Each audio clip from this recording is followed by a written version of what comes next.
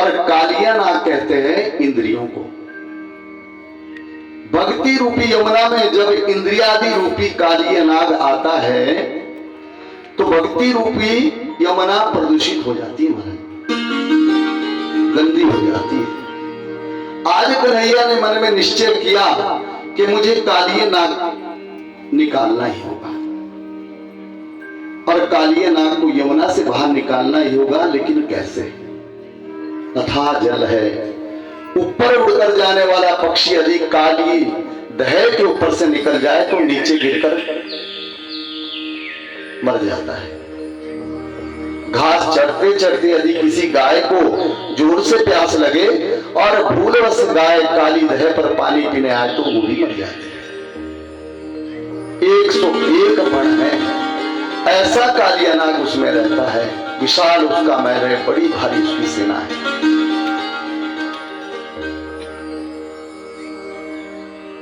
कन्हैया ने सोचा इसको निकालना है, पर निकालूं कैसे? और यदि लाला को 2 घूंट दूध भी कम पिए ना,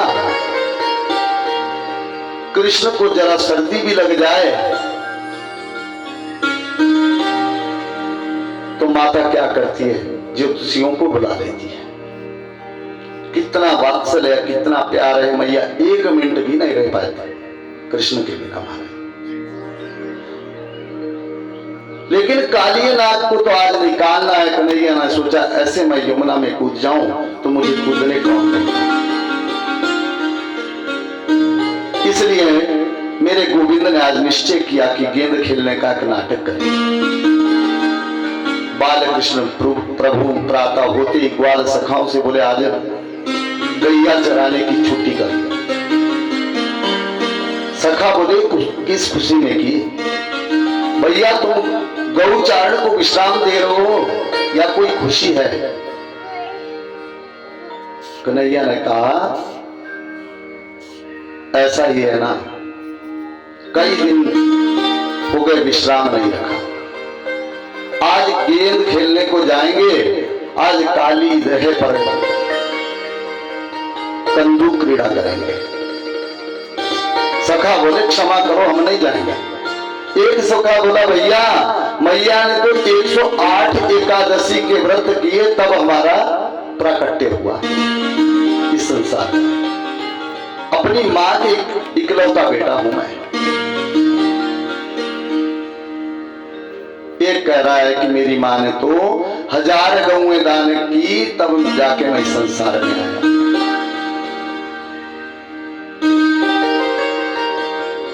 हम भी इकलौते बेटे हैं, काली दह पर जाकर मरना थोड़ी है हमें कृष्ण भगवान का।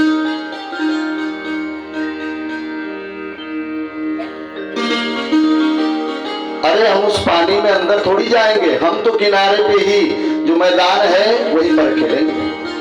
सखाओं के मन में आ गई, कन्हैया बोले गेंद को खेल लेंगे भैया।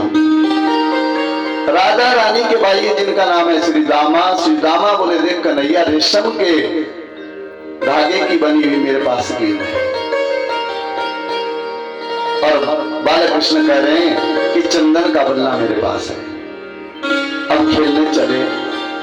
छोटे छोटे सखाओं के संग खेलने जा रहे, ऊपर से शंकर जी ये दृश्य देख रहे हैं, महाराज विधाता देख रहे हैं और कहते हैं अरे ब्रजवासियों तुमने ऐसा कौन सा सत्कर्म किया कि पूर्ण ब्रह्म जिनको योगी जन समाधि से नहीं जान पाते वो तुम्हारे संग नाटक करता है, तुम्हारे संग लीला करता है। जरूर तुम लोगों को कोई बड़ा सत्कर्म किया होगा तुमने। ब्रह्मा जी महाराज देख देख कर निहाल हो रहे हैं कि पर ब्रह्म ब्रजवासियों के हाथ की कठपुतली बन गया। जैसे ही सब चलने लगे बलराम जी ने कहा सुनो भैया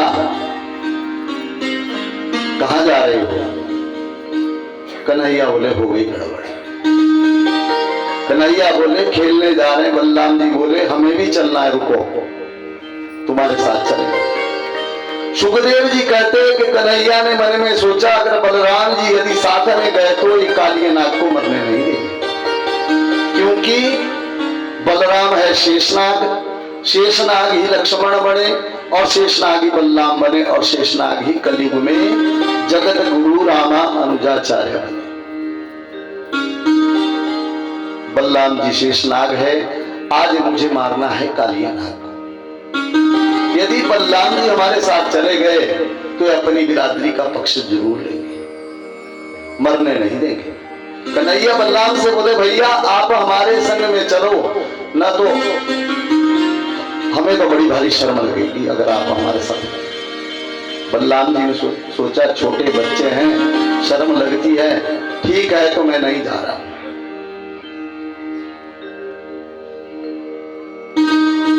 परंतु ऐसा करना, ज्यादा दूर मत जाना, यमुना जी में अंदर नहीं बाहर ही खेलना। कृष्ण भगवान कह रहे हाँ भैया वही खेलेंगे। अब तो सखा भी सब खुश हो गए, बलराम जी से सब डरते हैं। मेरे कन्हैया के संग तो हर तरह का नाटक कर लेते हैं, कान उनका पकड़ ले, लाला को कुछ समझते ही नहीं है, लेकिन ताऊ भैया से सब डरते हैं, कन्हैया के साथ सब खेलते हैं। कन्हैया ने सोचा ये सखा मुझे ऐसे तो यमुना में कूदने नहीं देंगे। कृष्ण की जब बारी आई खेलने की, ऐसे जोर से बल्ला चलाया सो गेंद धड़ाम से यमुना में गिर गई महाराज। और ब्रजवासियों के मन में भावना ऐसी भर दी कि वे लोग अपनी उसी गेंद को मांगने का आग्रह करें। श्री दामा की गेंद थी, राधा रानी का भैया है और बड़ा तेज दरार है, बरसाने के राजा का पुत्र है। बोले क्यों रे लाला, हमारी गेंद यमुना में क्यों फेंक दी? कन्हैया बोले गलती है हो गई हमारे से भैया, जोर से बल्ला लग गया सो यमुना में चली गई। अच्छा तुम्हारी गेंद होती तो बल्ला जोर से बिल्कुल नहीं चलाते, मेरी गेंद को ही जोर से बल्ला चलाना था।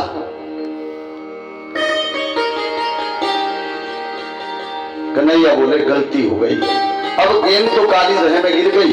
कृष्ण तो चाहते हैं कि माहौल ऐसा बने कि मैं गेंद के लेने के बहाने कूदूं।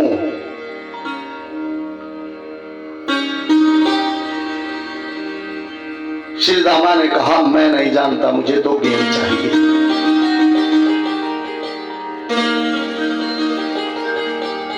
कन्हैया बार बार कहते हैं कि गलती हो गई, 10 गेंद ले लेना, परंतु इसको मैं नहीं ला सकता।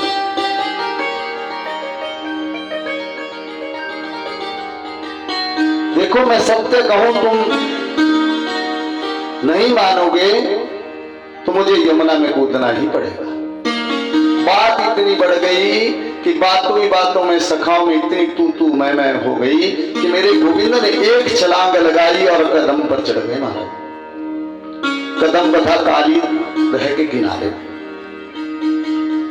और श्री रामा भैया अब तो तेरी गेंद लेकर ही आऊंगा। ग्वाल वालों ने देखा गोविंद तो ऊपर चढ़ गया, सब सका हाथ जोड़कर बोले लाला तुम नीचे आ जाओ, हमें गेंद नहीं चाहिए।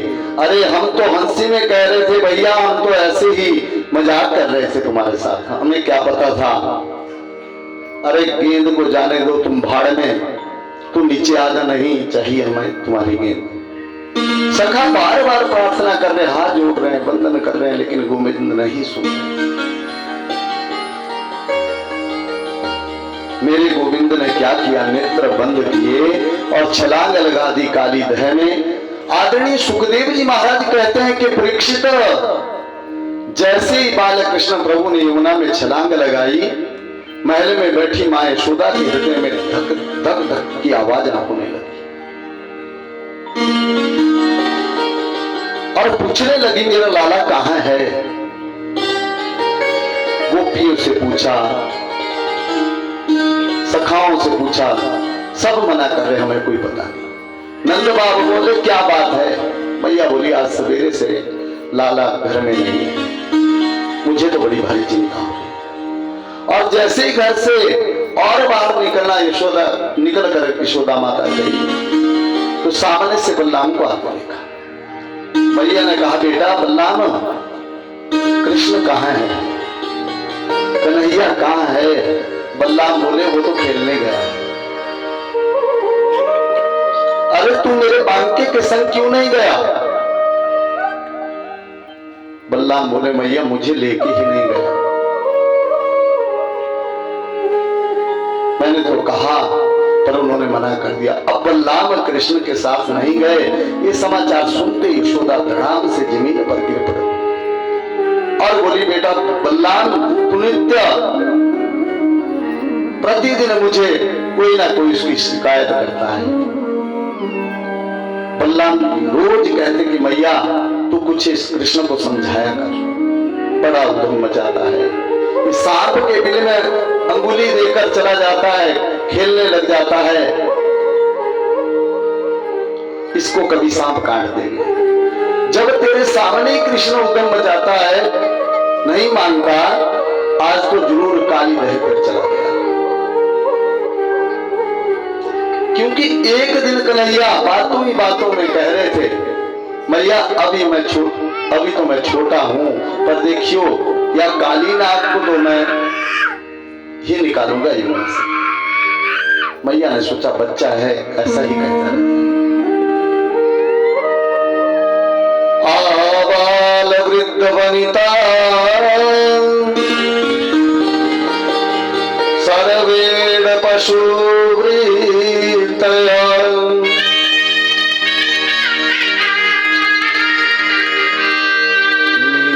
जगमु गोकुलादीना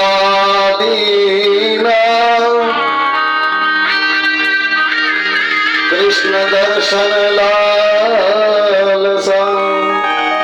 बच्चे बूढ़े जवान पशु पक्षी सब दौड़ पड़े महाराज यमुना के किनारे। आदरणीय सुखदेव जी कहते हैं कि परीक्षित गायों के नेत्रों में भी आंसू है और पक्षियों की चंचलता समाप्त हो गई है। बछड़े भी टकटकी लगाकर यमुना जी की ओर देख रहे हैं। मृगांगनाएं जो जिस कार्य में थी उस कार्य में स्तब्ध हो गई। पूरा मंडल दौड़ यमुना के किनारे पहुंच गया और दौड़े दौड़े यमुना के किनारे आए और वहां कृष्ण के जितने सखा थे सब कृष्ण के वियोग में मूर्छित पड़े हैं महाराज।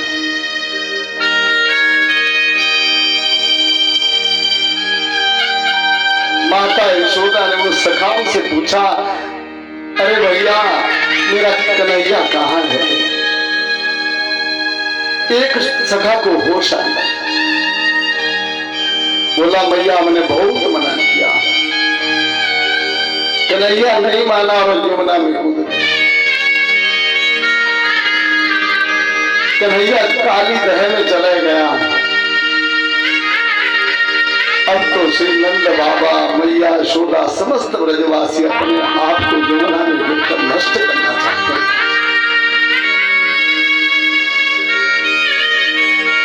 और बलराम जैसे तैसे सबको रोकते हैं।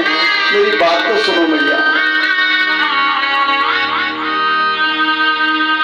काला को कुछ नहीं होगा, उसका कोई कुछ बिगाड़ नहीं सकता।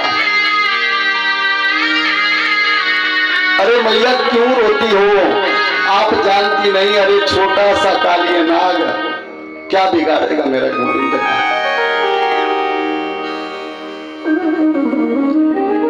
अरे तो 1000 फन वाले शेष नाग पर शयन करते हैं। बलराम जी का इशारा है, वो शेष तो मैं हूं।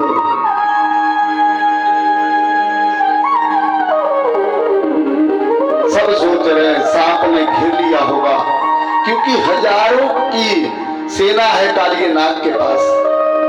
ऐसा विषय सर्प उस समय ब्रह्मा की सृष्टि में दूसरा और कोई नहीं था महाराज। और 101 जिसके फन हैं, जब चाहे जैसा रूप धारण कर ले। बलराम जी सबको रोक रहे हैं। भगवान सुखदेव जी कहते हैं कि परीक्षित आप मेरे साथ यमुना में मेरे गोविंद का दर्शन तो करो, मात्र आंखें बंद करके उस यमुना का दर्शन करो।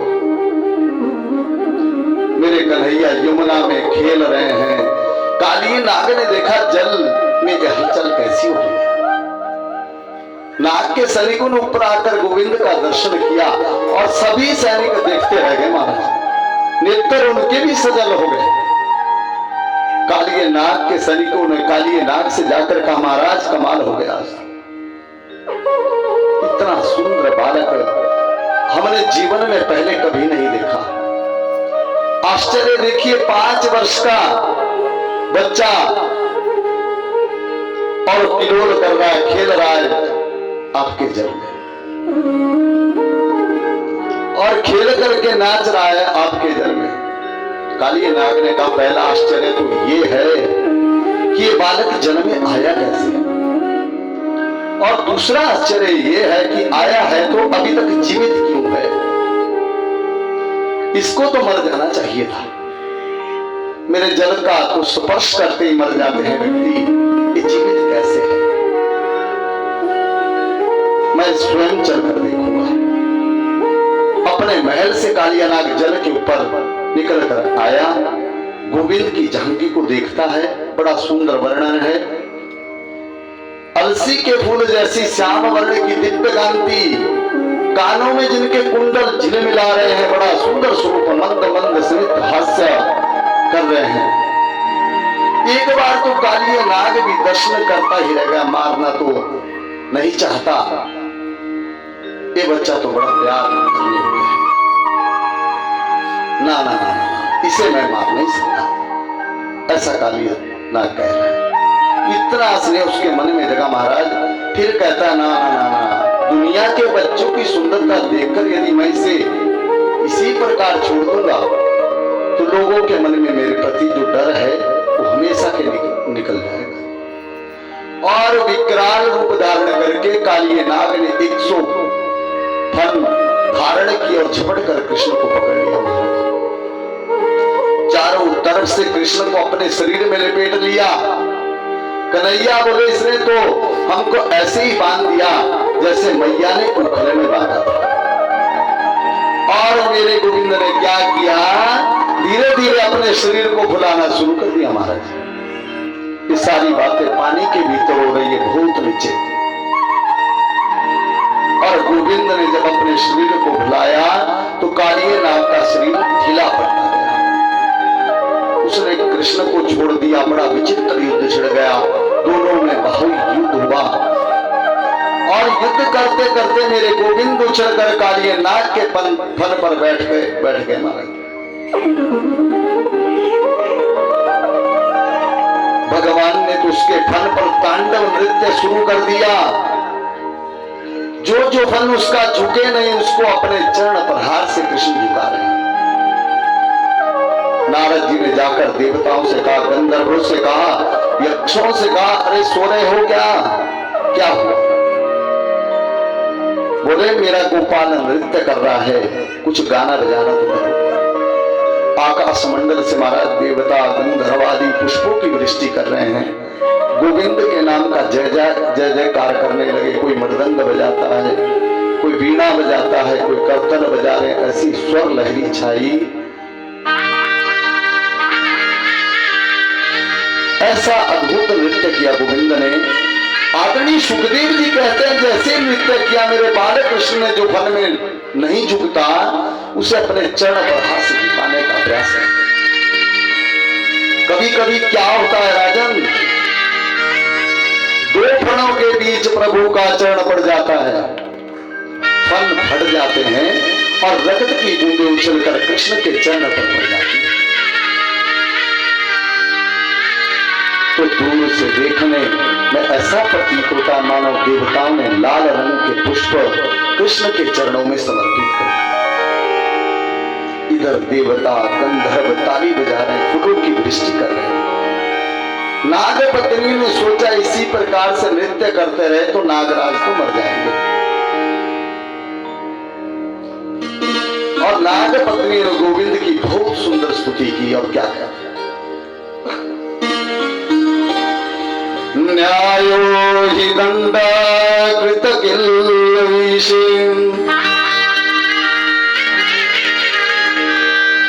अस्मिन्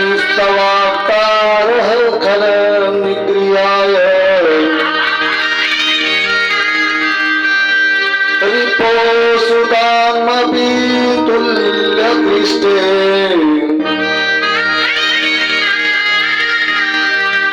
ततस्थितमं फलमेवांशंसम्। नागपत्नियों ने कहा, आपने बड़ी कृपा की, जिन चरणों के लिए बड़े बड़े मनीषी तरसते हैं, उन चरणों को आपने हमारे पति के खड़ों पर रख दिया। ये हमारा बहुत बड़ा सौभाग्य है, लेकिन निवेदन हमारा ये है, आप ज्यादा नृत्य मत कीजिए, नहीं तो हमारे पति मर जाएंगे। भगवान ने कहा, तुमको बड़ी अच्छी हो देवी, हमारी कुछ इच्छा होती है तुम्हें वरदान देने की। नाग पत्नियां बोली, एक ही वर दे दो, हमें स्वर्ग नहीं चाहिए, वैकुंठ भी नहीं चाहिए, मुक्ति नहीं चाहिए, आपके चरणों की धूली मिल रही है, यही मिलती रहे। मैं यह बात प्राय कहा करता हूं कि भक्ति तो श्रेष्ठ वही है जिसमें प्रभु से कुछ मांगा ना जाए। मांगने वाली भक्ति निर्मल भक्ति नहीं होती, उदार भक्ति नहीं होती। मांगना क्या? यदि आपको मांगना ही है तो गोविंद के चरणों की धूली मांगो और कन्हैया के चरणों का स्पर्श मिले ऐसा मांगो। नाग पत्नियों ने यही मांगा और मिल गया महाराज। कालिया नाग कहता है, मैं इनको प्रणाम तो करूंगा, परंतु पहले इनसे प्रश्न करना चाहता हूं। नाग पत्नियां हाथ जोड़ के खड़ी हैं कृष्ण भगवान के सामने, क्योंकि जिसके पति नहीं रहते ना, उनको पता है कि पति से बगैर जीवन कैसा होता है।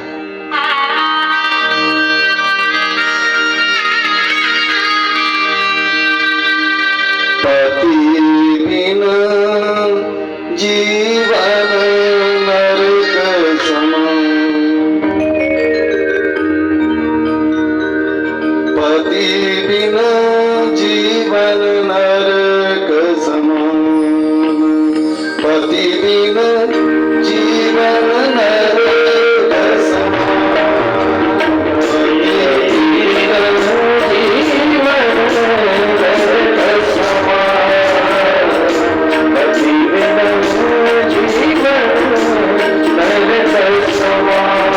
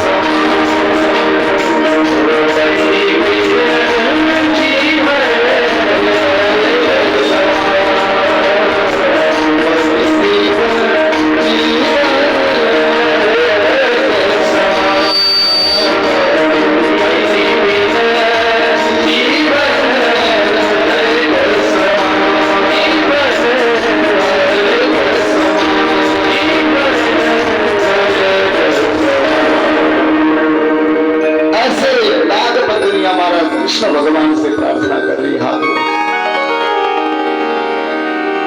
कालिए नाग ने कहा सारी दुनिया को आप बनाते हो और नागों को भी आप बनाते हो और नागों के अंदर जहर भी आप भरते हो और नागों को क्रोधी भी आप बनाते हो, फिर दोषी मैं कैसे हो सकता हूं? आप ही सबसे बड़े कारण हैं। और क्या करें? भगवान ही कारणम तत्र सर्वज्ञो जगदीश्वरः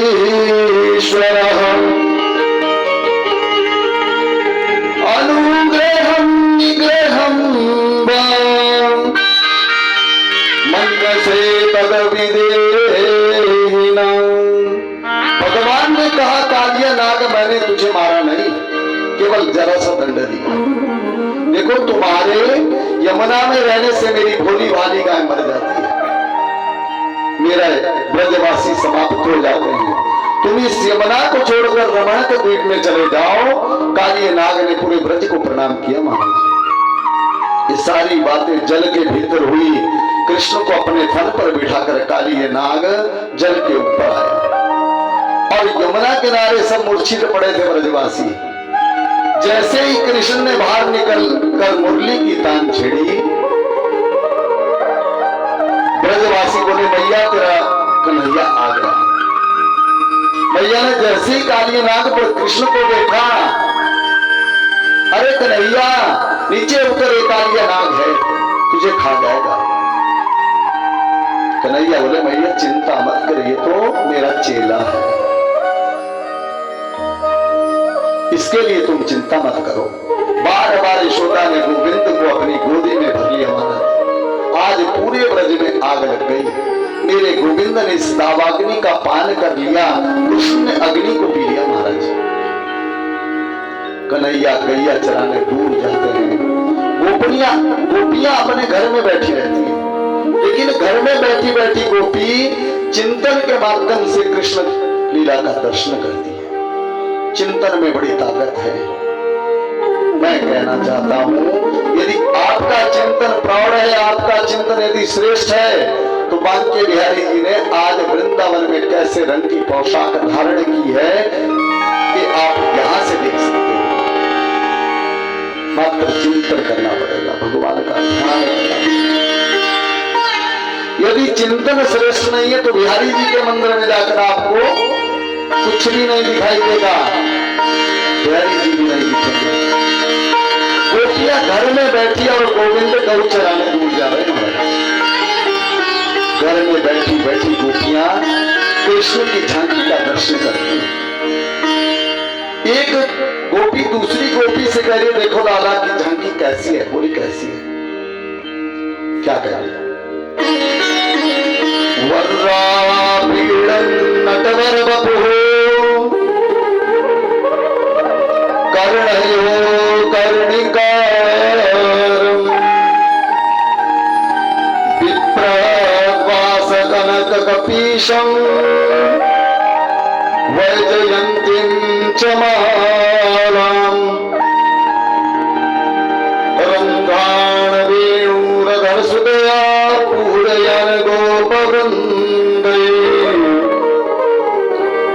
वृन्दारण्यं स्वपदरमणं प्राविशद गीतकीर्तिम्। पंख का जिन्होंने मुकुट पहना है, नटों में जिसका श्रेष्ठ वपु है महाराज, ऐसे कृष्ण गौ चराने के लिए कृष्ण की झांकी बड़ी मधुर है। कभी कभी चारों तरफ से गाय घेर लेती है, कृष्ण की मुरली को सुनने के लिए गाय एकाग्र हो जाती है। और गाय के बछड़े दूध पीते हैं, लेकिन मुरली को सुनकर दूध पीना भूल जाते हैं। यमुना जी के जल में बाढ़ आ जाती है, कृष्ण के चरणों का आलिंगन करके जल वापस चला जाता है। और यमुना के किनारे खड़े वृक्ष सोचते हैं कन्हैया तो मुरली दूर बजा रहे, हम उनके चरणों का स्पर्श करें तो कैसे करें। तो सज्जनों यमुना के जल में जब बाढ़ आती है कृष्ण चरणों के आलिंगन के लिए, तो वृक्ष अपने आप को यमुना में हिला देता है। यमुना के जल के माध्यम से उनके पुष्प कृष्ण के चरणों तक पहुंच जाते हैं। सायकाल कन्हैया जब गौ चरा कर लौटे, गोपी हाथ जोड़ कर कन्हैया से बोली, हे मनोहर। गोपियां कृष्ण से कहती, आप हर समय मुरली को बजाओ, लेकिन जिस समय हम घर में भोजन बनाए उस समय तुम मुरली मत बजाया। कन्हैया कह रहे, लो कर लो बात। अरे भोजन बनाते समय मुरली सुनोगी तो क्या खट्टा मीठा हो जाएगा? गोपी बोली, लाला खट्टा मीठा तो कुछ नहीं होगा, पर हमारा मन नहीं लगता। गोपी बोली, तुम जब मुरली बजाओ वन में, हम भोजन बनाए घर में, तो हे कन्हैया तुम्हारी मुरली की तान को सुनकर चूल्हे में जलने वाली जो लकड़ी है ना, उन लकड़ियों में से पानी टपकना शुरू हो जाता है। लकड़ी गीली हो जाती है, अग्नि बुझ जाती है, भोजन नहीं बना पाती। सासू मां डांटती है। मतलब क्या है?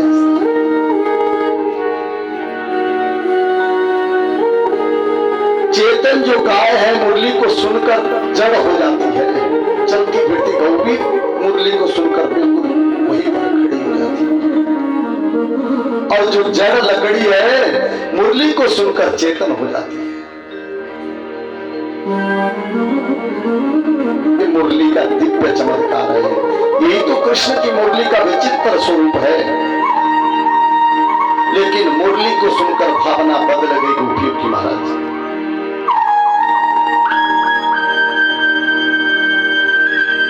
इतनी मीठी बांसुरी बजाते हैं कृष्ण भगवान, गोपियां उसी में मगन हो जाती है।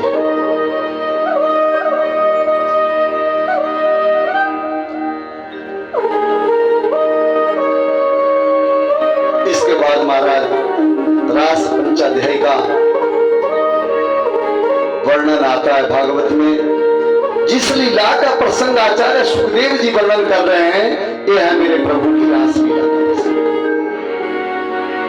रास पंचाध्यायी श्रीमद् भागवत के पंच प्राण है। रास लीला प्रसंग हम शुरू कर रहे हैं।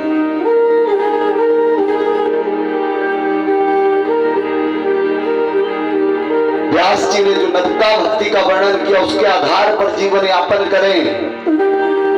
तीसरी बात है कि गुरु श्रेष्ठ बनाए जो दक्ष हो, सर्वज्ञ हो, रसिक हो।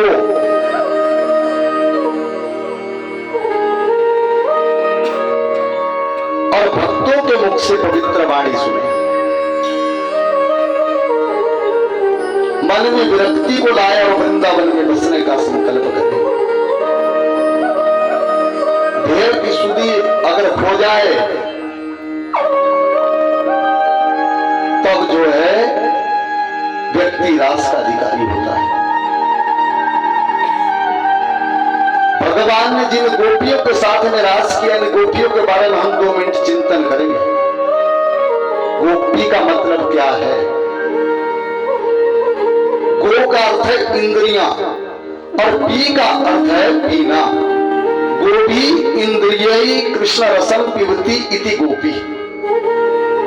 जो प्रत्येक इंद्रिय में कृष्ण रस का पान करे उसका नाम गोपी है। चलते फिरते उठते बैठते प्रत्येक परिस्थिति में जो कृष्ण रस का पान करे उसका नाम आनंद ले, उसका नाम क्या है? गोपी है। ये गोपियां है क्या? भगवान राम जब 14 वर्ष के जीवन में गए, मेरे रघुवर जब दंडक वन से निकलने लगे तो दंडक वन में वास करने वाले जितने भी दाढ़ी वाले संत हैं, उन संतों ने राम के सौंदर्य को देखा और उनके मन में भावना जगी। क्या भावना? कि हम लोग भी स्त्री रूप होकर इनकी सेवा करते तो कैसा होगा। कुछ लोगों को भ्रांति है ना कि कृष्ण ने गोपियों के साथ लीला की, परंतु वो अच्छी प्रकार से इस प्रसंग को सुनते नहीं। वे ही दंडक वनवासी जो ऋषि हैं, वो सभी ऋषि ब्रज में गोपी बनकर आए। भगवान नारायण जो वामन का रूप लेकर गए राजा बलि के हाथ, तो बलि के यहाँ रहने वाली जितनी दैत्य कन्याएं हैं उन दैत्य कन्याओं ने वामन भगवान के सौंदर्य को देखा और मन में संकल्प किया कि हम भी सखी रूप रखकर इनकी सेवा करती तो कैसा है। इतना ही नहीं, समुद्र मंथन के समय जब मंदराचल पर्वत जब नीचे की ओर धंसने लगा, उस समय भगवान कच्छप का रूप लेकर आए। मेरे कच्छप भगवान मत्स्य कन्याओं ने देखा, उनके मन में भी गोपी भाव की जागृति हुई। कच्छप भगवान कितने सुंदर। और इतना ही नहीं, हमारे 4 वेद हैं, ऋग्वेद, यजुर्वेद, सामवेद और अथर्ववेद। और इन चारों वेदों में 3 कांड है, ज्ञान कांड, उपासना कांड और कर्म कांड। 80,000 मंत्र है कर्मकांड के। कितने मंत्र हैं? 80,000। और 16,000 मंत्र है उपासना कांड के मंत्र। परमात्मा के समीप चले जाने का नाम क्या है? उपासना। 80,000 कर्मकांड के जो वेद मंत्र, वे सभी मंत्र ब्रजमंडल में गोपी बनकर आ गए। इन गोपियों के अलग अलग विभाग हैं। कौन कौन से विभाग हैं? श्रुति रूपा, मुनि रूपा, साधना सिद्धा, स्वयं सिद्धा, दैत्य कन्या, मत्स्य कन्या, ये सब गोपियों के रूप है महाराज। या किसी की बेटी बनी, कोई किसी की पत्नी बनी, लेकिन इनका गोपी बनकर आने का जो मूल प्रथम उद्देश्य है, वो किसी भी प्रकार कृष्ण की प्राप्ति हो जाए। आज शरद पूर्णिमा की रात्रि है। मेरे कृष्ण ने वेणु का निनाद किया महाराज। मेरे कन्हैया यमुना किनारे चले गए। कल कल निनादनी पावन यमुना के तट पर शरद पूर्णिमा की रात्रि में बालिका खिल रही है।